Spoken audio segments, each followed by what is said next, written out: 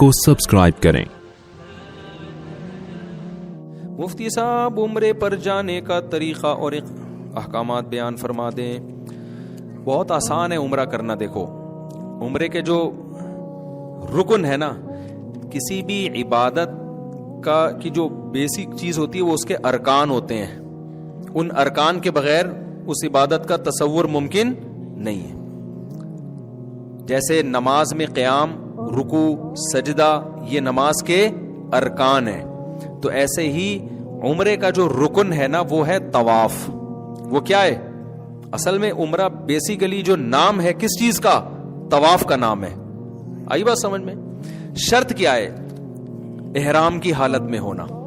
जैसे नमाज के अरकान है क़याम, रुकू, सजदा, शर्त है बावुजू होना।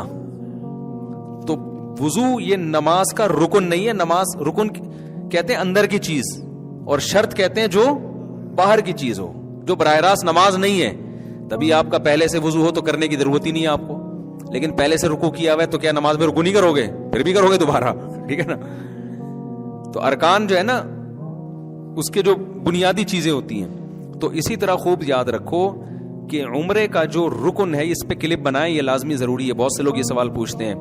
उम्रे का जो रुकन है वो है बैतुल्लाह का तवाफ।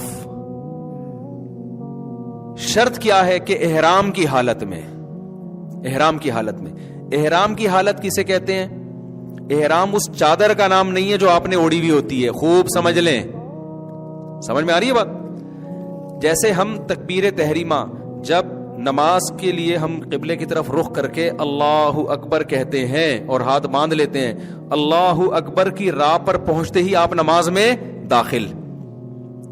अब राह पर पहुंचते ही आप पर नमाज की पाबंदियां आयद हो जाती हैं। अब आप किसी से बात नहीं कर सकते, खाना पीना नहीं कर सकते, किबले से अपने सीने को फेर नहीं सकते। तो इहराम नमाज के अंदर भी हो गया कि नहीं हो गया? ये किस तरह से होगा? अल्लाहु अकबर कहने से।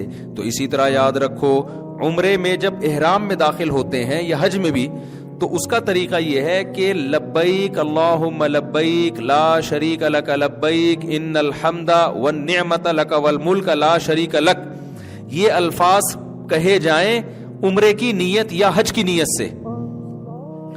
हज की नीयत है तो अल्लाहुम्मा इन्नी उरीदुल हज्जा, ए अल्लाह मैं हज का इरादा करता हूं, फतक़ब्बलहु मिन्नी वयस्सिरहु ली। उर्दू में कह दें, इसको कबूल भी कर और आसान भी कर, उर्दू में भी कह दें। तो ये अल्फाज कहते ही आप इहराम में आ गए, चाहे आपने पैंट शर्ट पहनी हुई हो। उसमें चादरों का होना जरूरी नहीं है। और उम्रे की नीयत से कहे तो आप उम्रे के इहराम में आ गए, चाहे आप हरम के अंदर हो या हरम से बाहर हो, मीकात के अंदर हो, मीकात से बाहर हो। अब इहराम में आने के बाद इहराम की पाबंदियां शुरू हो जाएंगी। उन पाबंदियों में से एक पाबंदी है कि सिला हुआ लिबास नहीं पहन सकते। इसलिए पहले से सिला हुआ लिबास उतार लिया जाता है, क्योंकि जब लब्बैक अल्लाहुम्मा लब्बैक खत्म करेंगे ना उम्रे की नीयत से, तो फौरन इहराम में तो आप सिला हुआ लिबास तो पहना हुआ है ना आपने, तो गुनाह होगा आपको। उस गुनाह से बचने के लिए क्या किया जाता है भाई? सिला हुआ लिबास पहले उतारा जाता है, इहराम की नीयत बाद में की जाती है। तो इहराम नाम है, इहराम की नीयत से तलबिया पढ़ना। इस हालत में जो आप आ जाते हो ना, उस हालत को इहराम की हालत कहा जाता है। उन चादरों को इहराम नहीं कहा जाता। तो वो चादरें जो हैं इहराम का हिस्सा हैं, यानी इहराम की पाबंदियों में से एक पाबंदी। और वो चादरें भी नहीं है। असल हुक्म ये है कि सिला हुआ कपड़ा नहीं पहनना। अब जाहिर है सिला हुआ कपड़ा तो नहीं पहनेंगे, तो अब क्या करें फिर? तो कुछ तो पहनना है ना। तो वो जो कुछ पहनना है वो इहराम में दाखिल नहीं है। वो कुछ पहनना वो उसका शर्म और हया से ताल्लुक है। सही है ना, कि भाई सिला हुआ नहीं पहनना। यही वजह है, ये मैं इसलिए बता रहा हूं कि बाज लोग इहराम बांध के वॉशरूम जा रहे हैं तो उनको वही चादरें उतारनी पड़ती हैं। वॉशरूम से फोन कर रहे होते हैं, मुफ्ती साहब मैं इहराम की हालत में हूं, चादर उतार सकता हूं? तो मैं उनसे फिर कहता हूं भाई ये चादर इहराम नहीं है, ये तो आप उतार लें चादर। ये तो पहनी इसलिए जाती है ताकि लोग आपके, सही है ना, अच्छा नहीं है ना, ये बुरी बात हो जाएगी ना। खुद सोचो, तन्हाई में बैठ के कभी गौर करना मैं क्या कह रहा हूं। अच्छी बात है ये। तो जिस्म तो छुपाना है ना अपना, तो उसके लिए ये किया जाता है। तो उसमें चादरें दाखिल नहीं है। दूसरी बात ये کہ اس احرام اگر آپ مکہ جا رہے ہیں, کسی بھی نیت سے مکہ جا رہے ہیں, میقات سے باہر سے, جیسے کراچی سے, طائف سے, مدینہ سے, تو اسلام کا حکم یہ ہے کہ آپ میقات بغیر احرام کے کراس نہیں کر سکتے. تو وہ ایک الگ چیز ہے. وہ کیا ہے؟ اس کا عمرے سے تعلق نہیں ہے, بلکہ اس کا اس سے تعلق ہے کہ آپ نے عمرے کی نیت کر کے میقات میں احرام باندھا کیوں نہیں, آپ نے عمرہ کیا کیوں نہیں. تو عمرہ نہ کرنے کی وجہ سے آپ پہ دم واجب ہوتا ہے. تو اب اس کا عمرے سے براہ راست تعلق نہیں ہے, بلکہ وہ یہ ہے کہ مثال کے طور پر شریعت آپ کو حکم دے کہ فلاں وقت میں نماز پڑھو, نہیں پڑھے تو یہ سزا ہے آپ کی.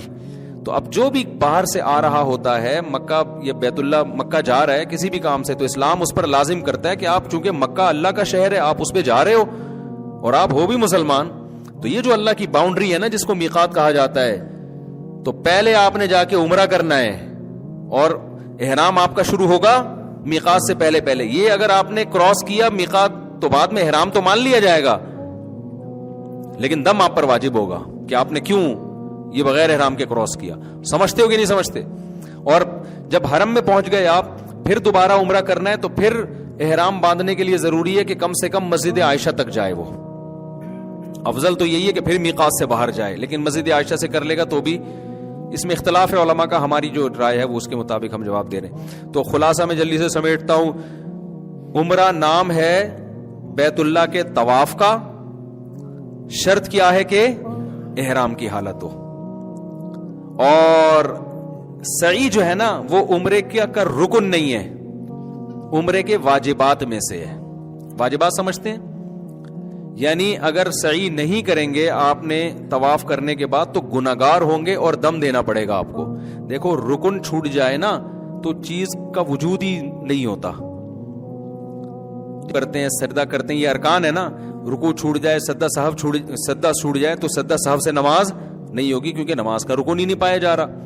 لیکن اگر آپ نے یہ تمام چیزیں کر لیں, اتحیات کے بعد غلطی سے درود شریف پڑھ لیا, اٹھنے میں تاخیر ہو گئی, تو ارکان تو پھر بھی پورے ہو رہے ہیں نا. تو ان غلطیوں کی وجہ سے کیا لازم ہوگا؟ سجدہ سہو. تو جب آپ گئے احرام کی شرط پوری کر کے آپ نے بیت اللہ کا طواف کیا, اس طواف کے نتیجے میں آپ کا عمرہ ہو گیا. سعی یہ عمرے کے واجبات میں سے ہے.